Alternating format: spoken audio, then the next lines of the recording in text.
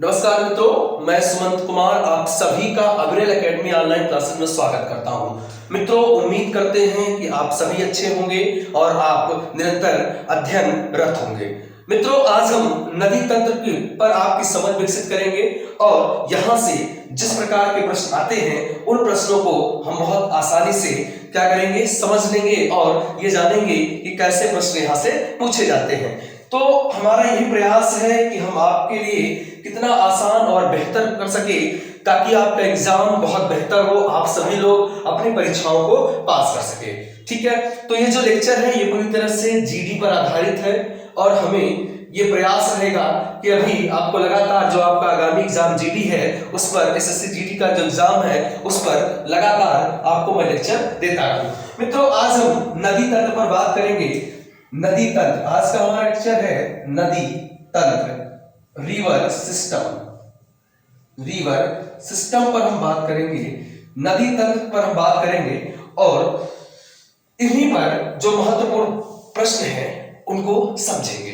तो मित्रों, आइए मैप के माध्यम से समझते हैं कि जीडी के एग्जाम के लिहाज से क्या क्या प्रश्न नदी तंत्र से बन सकते हैं, कौन कौन से प्रश्न महत्वपूर्ण हैं जो यहां से आपके जीडी के एग्जाम में बन सकते हैं। ठीक है मित्रों, नदी तंत्र के अगर मोटे तौर पर देखें तो हम नदी तंत्र को 3 भागों में बांट देते हैं। अध्ययन की सुविधा की दृष्टि से नदी तंत्र को हम 3 भागों में कैसे बांटते हैं समझिए। पहला हम सिंधु नदी तंत्र, सिंधु नदी तंत्र, नदी तंत्र। दूसरा हम कहते हैं सिंधु नदी तंत्र के बाद ब्रह्मपुत्र नदी तंत्र, ब्रह्मपुत्र नदी तंत्र, नदी तंत्र। ठीक है, तीसरा जो है वो गंगा नदी तंत्र, गंगा नदी तंत्र तथा दक्षिण भारत प्रायद्वीपीय। चौथा हम पढ़ते हैं प्रायद्वीपीय भारत की नदियां, भारत की नदियां, प्रायद्वीपीय भारत की नदियां। ठीक है, प्रायद्वीपीय भारत की नदियों को हम 2 भागों में बांट देते हैं।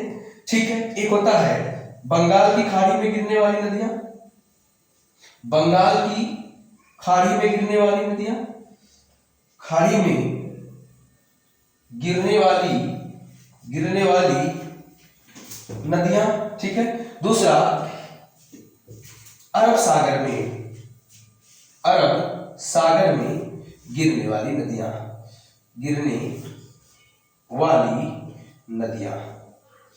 तो इस तरीके से गिरने वाली नदियां, इस तरीके से हम इसको 2 भागों में बांट देते हैं ताकि हम अध्ययन सुचारू रूप से कर सकें। ठीक है, और हमारी समझ विकसित हो। मित्रों, यह है बंगाल की खाड़ी। ठीक है, ये क्या है मित्रों, ये बंगाल की खाड़ी। थोड़ा सा मैप को सही कर लेते हैं मित्रों। ठीक है, ये क्या है, बंगाल की खाड़ी। ठीक है, यहां पर ये क्या है, बंगाल की खाड़ी, बंगाल की खाड़ी। ठीक, और ये है अरब सागर, जहां पर हमने अरब में गिरने वाली नदियां बनाई हैं। ये क्या है, अरब सागर है। ये क्या इधर है, पूरी तरह से ये बंगाल की खाड़ी है। ये क्या है, बंगाल की खाड़ी। ठीक है, और भारत मात्र एक ओर से महाद्वीपों से घिरा हुआ है और वो महाद्वीप है यहाँ पर एक महासागर से घिरा हुआ है। वो बेसिकली क्या है, हिंद महासागर। कभी पूछा जाए भारत कितनी ओर महासागरों से घिरा हुआ है तो एक महासागर से। ठीक, तो पहले सिंधु नदी तंत्र पर थोड़ा चर्चा कर लेते हैं। ठीक है, और देखेंगे इस नदी तंत्र में शामिल कौन कौन सी नदियां हैं एवं उनका उद्गम स्थल क्या है। तो यहां पर तिब्बत के मानसरोवर झील जो चेमा, यहां पर एक ग्लेशियर है जिसका नाम है चेमा युंगडुंग ग्लेशियर। यहां से जब ग्लेशियर पिघलता है तो यहां पर एक झील बनती है और इस झील का नाम क्या है, मानसरोवर झील। मानसरोवर झील से एक नदी निकलती है जिसे कहते हैं सिंधु नदी तंत्र। ये जाकर के सीधा कहां पर, अरब सागर में अपना जल गिराती है।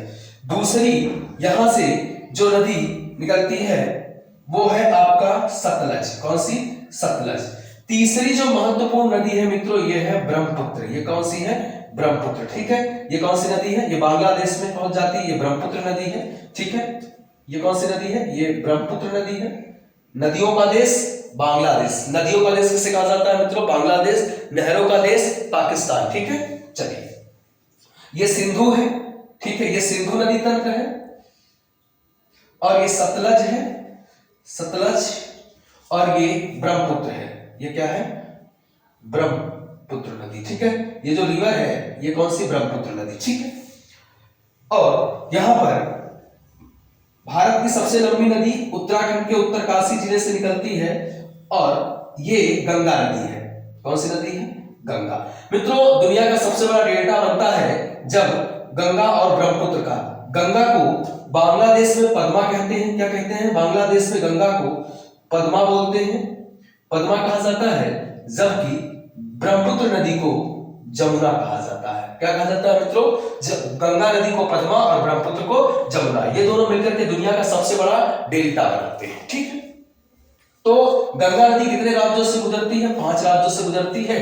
गंगा की कुल लंबाई 25 किलोमीटर है। उत्तराखंड से निकल करके ये सीधा जाकर के ब्रह्मपुत्र नदी में मिल जाती है। ठीक है, दोनों नदियां मिलती हैं, और ब्रह्मपुत्र नदी और ये मिलकर के दुनिया का सबसे बड़ा डेल्टा बनाते हैं। ठीक है, गंगा की सबसे बड़ी सहायक नदी, गंगा की सबसे बड़ी सहायक नदी यमुना नदी है। वो भी उत्तराखंड के उत्तरकाशी जिले से निकलती है। ठीक है, दोनों लेकिन अलग अलग जगह से निकलती हैं, आकर के प्रयागराज के निकट गंगा में यमुना क्या होती है? मिल जाती है। तो आपने ये नेटवर्क इधर देखा, दुनिया का सबसे बड़ा यहाँ पर एक नदी जिला बनेगा। कौन सा? माजुली। दुनिया का सबसे बड़ा नदी द्वीप या नदी जिला कौन सा है? तो इसका नाम है माजुली। माजुली कहाँ पड़ता है? असम में पड़ता है। किस नदी पे बनता है भाई? ये ब्रह्मपुत्र नदी पे। और ब्रह्मपुत्र नदी के बारे में थोड़ा सा और अगर हम समझ विकसित करें तो ब्रह्मपुत्र के नाम जरा समझ लीजिए। ब्रह्मपुत्र को सांगपो कहा जाता है। सांगपो कहाँ पे? चीन में। इसको ब्रह्मपुत्र कहा जाता है असम में, और इसको जमुना कहा जाता है बांग्लादेश में। जमुना कहा जाता है मित्रों? बांग्लादेश में। ब्रह्मपुत्र नदी की विशेषता ये है। ठीक है, चलिए आगे हम बात करें। एक नदी तंत्र आप देख रहे हैं, सिंधु। इसी नदी तंत्र में एक नदी आकर मिलती है, शेषनाग झील। वैरीनाग के शेषनाग झील से निकलती है, और इसका नाम है, ये है आपकी झेलम नदी। दूसरी नदी आती है यहाँ पर, ये जम्मू कश्मीर J&K से निकलती है, शेषनाग झील से। जितनी भी नाग नागिन झील है सभी आप लगा दीजिए कहां पर? जम्मू कश्मीर में। नाग नागिन झील के नाम से सारी झीलें कहां है? जम्मू कश्मीर में। मित्रों, अगर हम बात करें दूसरी जो आती है यहाँ पर, ये नदी आ रही है, ये है चिनाब। चिनाब निकलती है बारामुल्ला दर्रा से, हिमाचल प्रदेश। ये हिमाचल है। और यहाँ पर एक आता है रावी नदी निकलती है। ये कौन सी नदी? रावी। और जो रावी निकलती है वो निकलती है आपका किस दर्रे से? रोहतांग दर्रे से। रोहतांग दर्रे से ही एक और नदी आती है। कौन सी?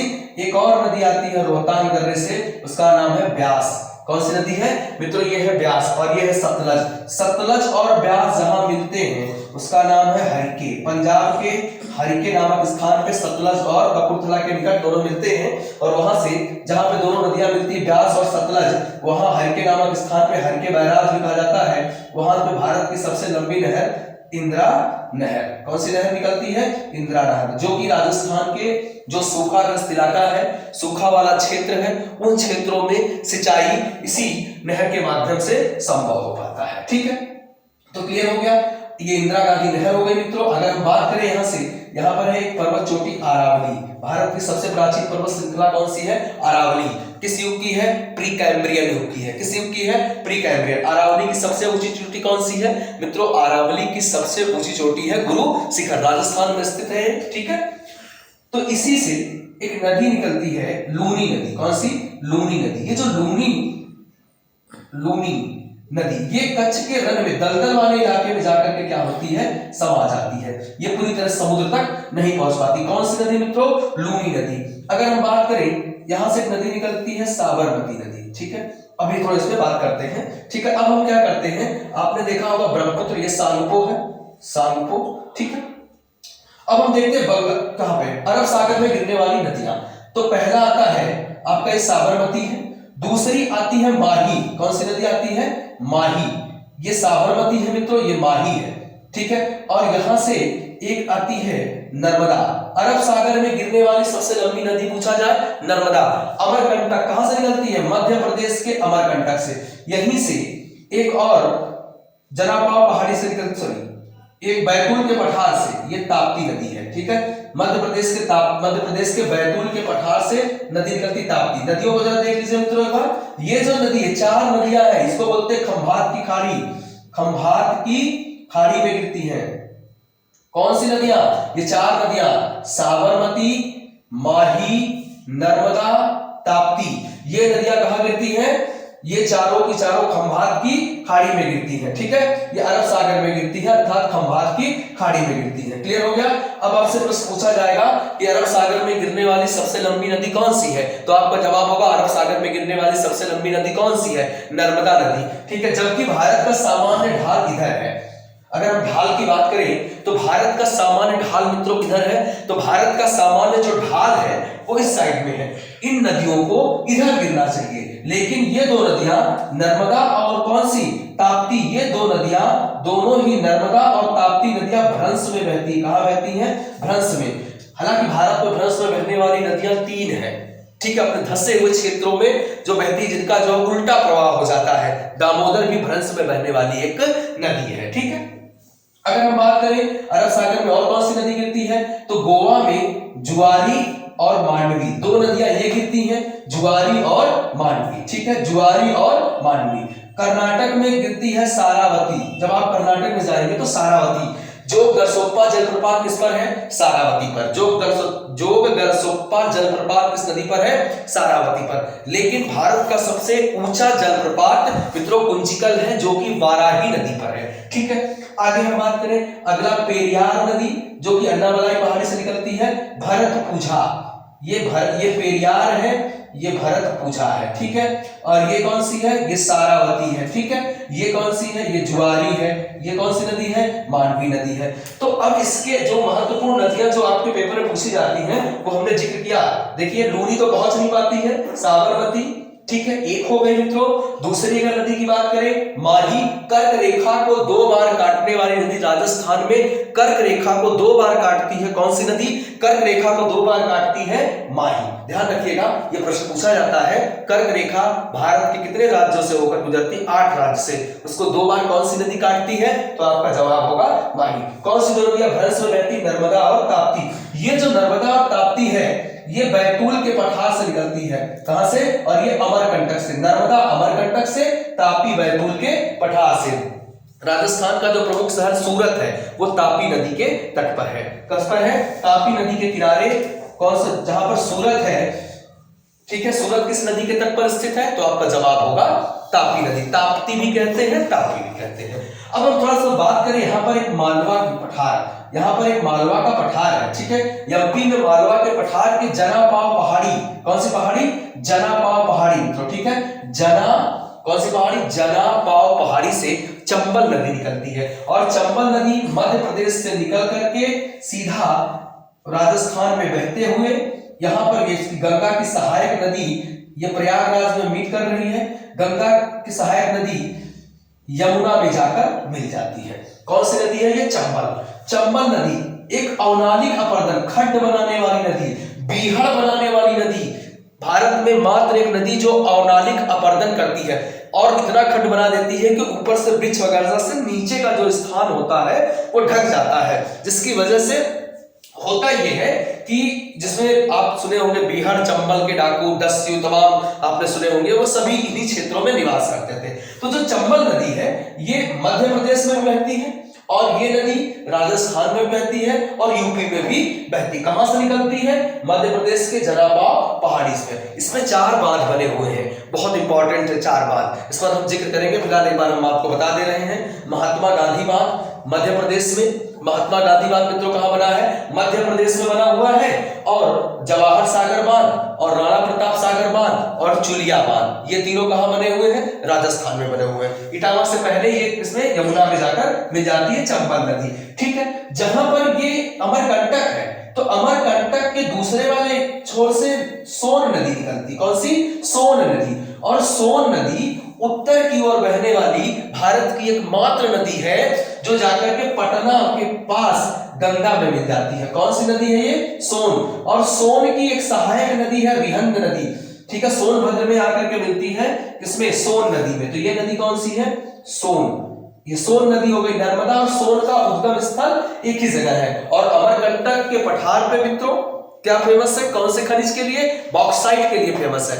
कहां किस लिए फेमस है? बॉक्साइट के लिए फेमस है। ठीक है, ये जो प्रमुख नदियां थी हमने यहां पे चर्चा की। अब हम देखते हैं दक्षिण भारत में जो बंगाल की खाड़ी में गिरने वाली कौन कौन सी नदियां हैं। ऐसे प्रश्न पूछा जाता है कि दिए गए विकल्प में कौन सी जो है नदी बंगाल की खाड़ी में गिरती है, कौन सी नदी आपका कहां पे गिरती है, कौन सी नदी आपका अरब सागर में। तो ये जो नदियां हैं आपने देखा कि अरब सागर में गिरती हैं। अब हम थोड़ा सा बात करें, यहां पर ये जो गंगा है, गंगा की एक वितरिका का मतलब होता है कि जो गंगा का साथ छोड़ दे उसे क्या कहते हैं मित्रों? वितरिका।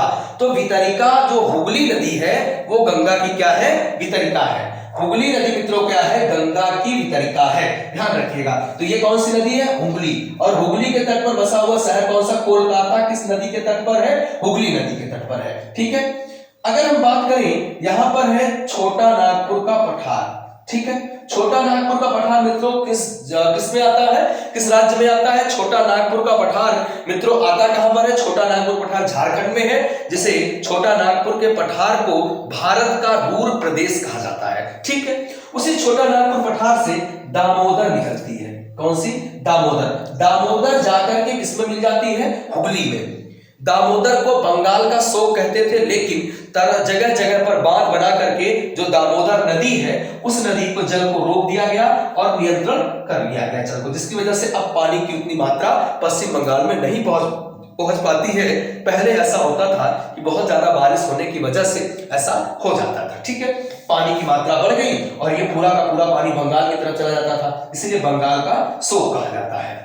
और इसे ही जैविक मरुस्थल वाली नदी क्या कहते हैं? जैविक मरुस्थल किस नदी को कहा जाता है?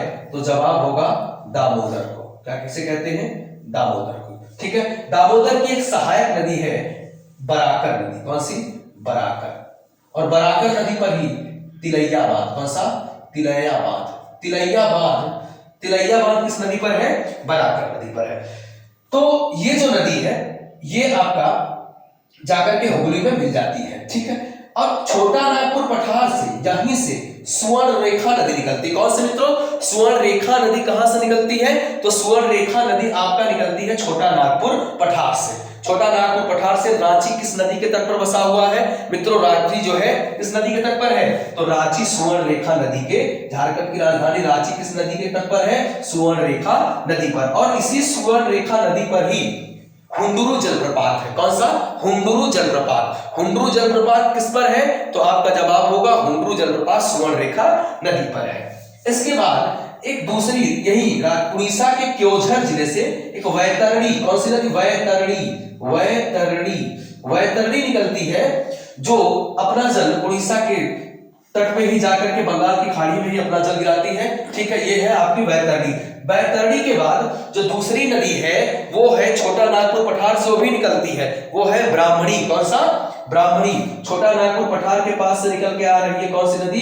ब्राह्मणी नदी कहां से निकल के आ रही है मित्रों? ये आ रही है आपका ब्राह्मणी नदी कहां से? छोटा नागपुर पठार से। तो आप एक चीज देख पा रहे होंगे, छोटा नागपुर पठार से 3 नदियां निकल रही है। कौन कौन सी? एक निकल रही है दामोदर, इसको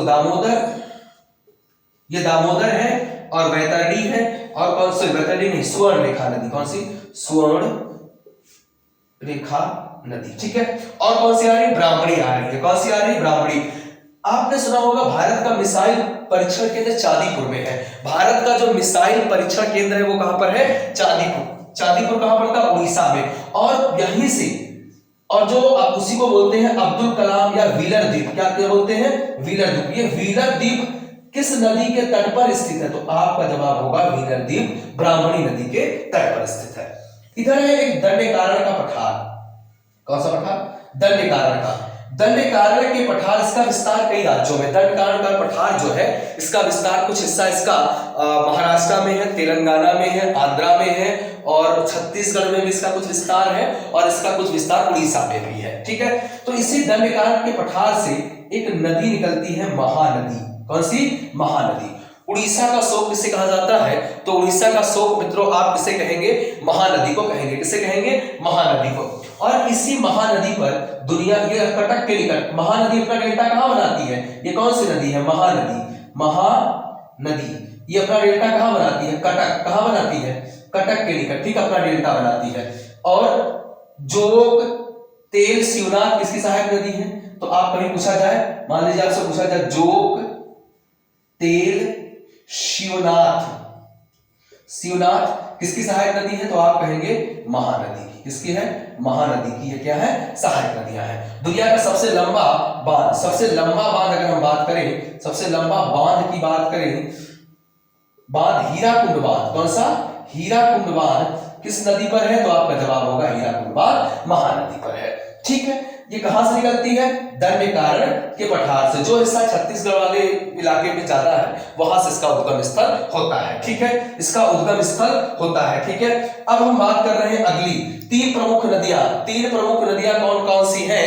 तीन प्रमुख नदियां कौन कौन सी हैं वो ध्यान रखिएगा कि वो तीन प्रमुख नदियां कुछ इस प्रकार से है। ठीक है, पहले द साउथ की तीन प्रमुख नदियां कौन कौन सी हैं? तो दक्षिण भारत की तीन प्रमुख नदियां में सबसे प्रमुख नदी है ये गोदावरी। ये क्या बनाया हमने मित्रों? गोदावरी। दूसरा आती है कृष्णा। कौन सी? कृष्णा। तीसरा आती है कावेरी। कौन सी? कावेरी। ठीक है, ये तीन नदियां हैं। ठीक है, कावेरी, कावेरी से पहले एक नदी बहती है पेन्नार। पेन्नार से एक नदी पेन्नार के बाद बहती है एक वैगई नदी। कौन सी? वैगई नदी। और अंतिम में पड़ती है सप्तपर्णी नदी। कौन सी? सप्तपर्णी नदी। ठीक है, कौन सी? सप्तपर्णी। ये गोदावरी है, ये गोदावरी है, ये कृष्णा है, ये कावेरी है, जो हमने आपको ये नीले रंग से दिखाया है, ये कावेरी है, ये है पेन्नार, ठीक है, ये है वैगाई और ये है सप्तपर्णी। कौन सी मित्रों? सप्तपर्णी जो है, ताम्रपर्णी मित्रों, ताम्रपर्णी नदी। कौन सी? ताम्रपर्णी। तो अंतिम नदी आप देख पा रहे हैं जो बंगाल की खाड़ी में गिर रही है वो कौन सी है? ताम्रपर्णी नदी। ठीक है, फिर से देख लीजिए बंगाल की खाड़ी में कौन कौन सी? दामोदर नहीं गिरती है, स्वर्णरेखा, वैतरणी, ब्राह्मणी, महानदी, गोदावरी, कृष्णा, पेन्नार। ठीक है, ये कावेरी है, ये कौन सी है? के कावेरी, फिर इसके वैगाई, फिर इसके बाद आपका ताम्रपर्णी। तो गोदावरी और कृष्णा नदी के बीच में एक डेल्टा है, गोदावरी एक झील है जिसका नाम है कोलेरू झील। कौन सी? कोलेरू झील। कौन सी झील? कोलेरू झील। कोलेरू झील किन दो नदियों के बीच में आता है? गोदावरी और कृष्णा के बीच। ठीक है, ये है सबसे अंतिम नदी है ताम्रपर्णी। ताम्रपर्णी वैगाई नदी भी है, ठीक, कौन सी? वैगाई नदी भी है, पेन्नार है ये। ठीक है, ये वो नदियां हैं जो कहा गई बंगाल की खाड़ी में। अगर हम थोड़ा सा बात करें गोदावरी, कृष्णा, कावेरी के बारे में, तो यहां पर हम आपको समझाते हैं कि गोदावरी नदी, गोदावरी नदी कहां से निकलती है? त्र्यंबकेश्वर, त्र्यंबकेश्वर से। त्र्यंबकेश्वर कहां पड़ता है? ये पड़ता है आपका महाराष्ट्र में। त्र्यंबकेश्वर, नासिक जिले के त्र्यंबकेश्वर से ये गोदावरी निकलती है और वहीं बगल में ही कृष्णा नदी निकलती है महाबलेश्वर से। महाबलेश्वर से निकलती है, ये भी महाराष्ट्र में है। ठीक है, अगर बात करें कावेरी नदी के उद्गम स्थल का, किसका मित्रों? कावेरी नदी। तो कावेरी नदी ये दोनों महाराष्ट्र से, जो कि कावेरी की अगर हम बात करें तो मित्रों कावेरी जो निकलती है ये निकलती है कर्नाटक के ब्रह्मगिरी पहाड़ी से। किससे? कर्नाटक के किस पहाड़ी से? ब्रह्मगिरी पहाड़ी से। ठीक है, ये कहां से निकलती है? ब्रह्मगिरी पहाड़ी से। कौन सी? कावेरी। अगर हम बात करें कि दक्षिण भारत की गंगा, ठीक है, अगर बूढ़ी गंगा या दक्षिण गंगा, ठीक है, दक्षिणी, अगर हम बात करें दक्षिणी गंगा पूछे तो दक्षिणी गंगा पूछेगा तो आप सीधा जवाब दीजिए गोदावरी। बूढ़ी गंगा, गोदावरी। लेकिन अगर आपसे पूछ ले दक्षिण भारत की गंगा, क्या पूछ ले? आपसे ही मैं लिख दे रहा हूं। ठीक है, अगर आपसे पूछ ले दक्षिण भारत की शब्द लगा दे, की गंगा, तो आपका जवाब बदल जाएगा। दक्षिण भारत की गंगा कहां से, किसे कहते हैं? की लग गया तो की से कावेरी, की लग गया की से कावेरी। ठीक है, इतना मित्रों हमने समझ विकसित की। एक चीज और बता दें कि ये जो सिंधु सतलज, ये सिंधु नदी तंत्र जो हमने आपको बताया, और ये जो नदी है ये सतलज है और ब्रह्मपुत्र। तो सिंधु, सतलज, ब्रह्मपुत्र, इन तीनों नदियों को पूर्ववर्ती पूर्ववर्ती नदियां कहते हैं। क्या कहते हैं? पूर्ववर्ती नदियां कहते हैं। इसलिए पूर्ववर्ती नदियां कहते हैं क्योंकि मित्रों ये जो नदियां हैं, ये नदियां हिमालय बनने की पहले की हैं। ये पहले से ही विद्यमान थी। हिमालय की उत्पत्ति बाद में हुई है। जहां आज हिमालय है, पहले वहां टेथिस सागर हुआ करता था। तो मित्रों हमने समझ विकसित की। अब हम नेक्स्ट वीडियो में, अगले लेक्चर में हम इस पर जो परियोजनाएं हैं, इनकी सहायक नदियां हैं, उन पर चर्चा करेंगे। तब तक आपसे एक बार अच्छे से नदियों की जो स्थिति है, उनका जो बहाव है, नदियां कहाँ गिरती हैं, ये सभी चीजें एक बार अच्छे से समझ लीजिएगा। फिर हम कल मिलेंगे। तब तक के लिए मित्रों धन्यवाद।